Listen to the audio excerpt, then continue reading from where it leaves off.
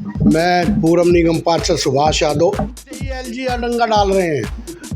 आज देखिए एक विधायक कोई एमआईआई बनी, इतना बड़ा झूठ अमेरिका में जाके बोलते हैं। संसद में एक बार भी नहीं बोला मणिपुर के बारे में किसी भी भाषण में।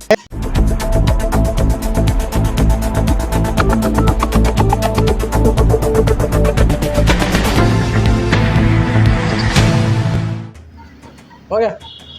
नमस्कार, मैं विजय कुमार पूनिया, आपका हमारे चैनल पर स्वागत है। इस वक्त मैं हूँ तिलक नगर चौखंडी के अंदर और यहाँ पे बैठा हूँ मैं आम आदमी पार्टी के जो पूर्व निगम पार्षद रहे हैं उनके ऑफिस में, और मेरे साथ है। मैं उनसे भी बात करूँगा, पूरा परिचय भी लूँगा और जानने की कोशिश करते हैं कि अरविंद केजरीवाल कैसा काम कर रहे हैं और उनके खिलाफ कौन कौन सी पार्टियाँ डंडा लेकर उनके पीछे पड़ी हुई। सर, क्या नाम है आप? मैं पूर्व निगम पार्षद सुभाष यादव, आम आदमी पार्टी से। सबसे पहले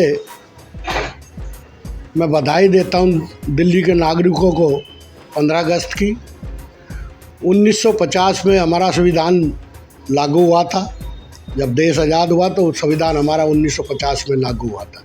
लेकिन आज केंद्र सरकार, नरेंद्र मोदी सरकार, चुनी हुई सरकार जो दिल्ली की है केजरीवाल जी की, उनके अधिकारों में कटौती कर रहे हैं।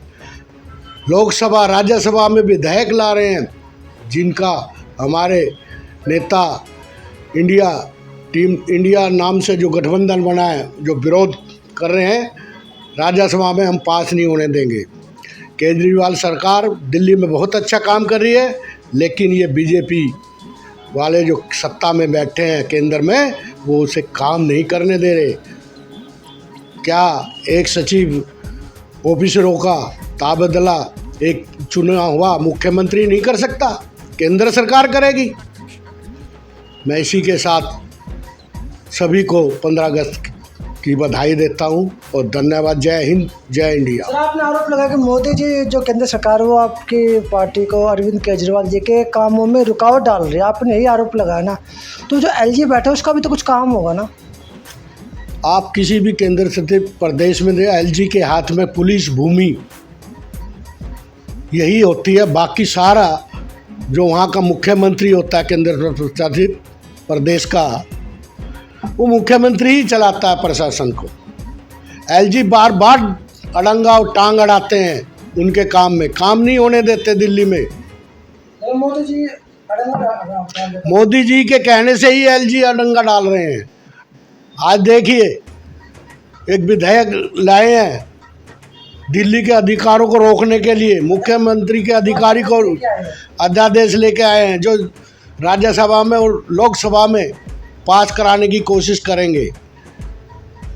ये केंद्र सरकार लाई है। किस लिए लाई है? एक चुना हुआ मुख्यमंत्री अपने ढंग से और अधिकार जो संविधान में दिए हमें दिल्ली के संविधान में, उसके द्वारा काम नहीं कर सकता? नहीं। तो केजरीवाल जी तो अच्छा काम करे, पब्लिक उनके साथ है। पब्लिक तो उनके साथ है, लेकिन केंद्र सरकार तो साथ नहीं है। स्कूल भी तो अच्छे बनाते हैं, स्कूल अच्छे बनाए हैं, हॉस्पिटल अच्छे बनाए हैं, हर चीज़ अच्छी है दिल्ली में। दिल्ली की बसें फ्री है, बिजली का बिल फ्री है, लेकिन केंद्र सरकार नहीं चाहती कि केजरीवाल काम करें, इसलिए बार बार अड़ंगा लगाते हैं। तो काम तो फिर भी कर रहे हैं, अच्छा काम कर रहे हैं, लोग साथ खड़े हैं। एमसीडी में भी तो मैं भी तो कह रहा हूँ अच्छा काम कर रहे हैं। जो आरोप लगा रहे हैं, मैं तो उस पर आपका सवाल, मैं आरोप लगा रहा हूँ केंद्र सरकार की पे, जो बीजेपी सरकार है। केंद्र सरकार किसे कहते हैं? आप मेरा इंटरव्यू लेने आ गए। जो बीजेपी है, बीजेपी क्या है? केंद्र सरकार, जो केंद्र सरकार है, जो दिल्ली में नरेंद्र मोदी की सरकार है, वो केंद्र सरकार है। वो बार बार अड़ंगा लगाती है हमारे मुख्यमंत्री के कामों में। अच्छा, 2024 में अगर आप लोग चुनाव लड़ते हो तो किन मुद्दों को लेके आओगे? हमारे पास यही मुद्दे हैं। झूठ का पुलंदा है इनका, महंगाई है, बेरोजगारी है, संविधान की धज्जियां उड़ा रखी है इन लोगों ने। वैसे तो जनता तो कह रही है मोदी जी डंका बजा रहे। किस चीज़ का डंका बजा रहे हैं? हमें भी बताया जाए। अमेरिका में झूठ बोल के आए हैं कि हमारे यहाँ हर महीने में एक आरटीआई बनती है, एक IIMT बनती है। यही पर्सन जब लोकसभा में किसी एमपी ने पूछा कि कितने 5 साल में कितनी आरटीआई बनी है और कितनी आईएम बनी है, तो वहाँ वो जो मंत्री था उस संबंधित विभाग से, उसने कहा 5 साल में ना कोई आरटीआई बनी ना कोई एमआईआई बनी। इतना बड़ा झूठ अमेरिका में जाके बोलते हैं, देश की छवि को डाउन करते हैं। ये प्रधानमंत्री हैं जो झूठ बोलते हैं जाके विदेश में। तो मणिपुर के हालात को कैसे देखते हो? मणिपुर 80 दिन से मणिपुर जल रहा है। वो इन्हीं की पार्टी का मुख्यमंत्री है। क्या 80 दिन से इनको पता नहीं कि मणिपुर जला? उस पर एक भी बयान प्रधानमंत्री ने नहीं दिया, एक बार भी मणिपुर नहीं गया। 15 दिन में एफआईआर होती है। लेडीज जो रेप हुए हैं 15 दिन में एफआईआर होती है, और प्रधानमंत्री और गृह मंत्री को पता ही नहीं कि मणिपुर में क्या हो रहा है। विदेशों में घूम रहा है, राजस्थान में भाषण दे रहा है, लेकिन मणिपुर के ऊपर एक भी शब्द नहीं बोल रहा।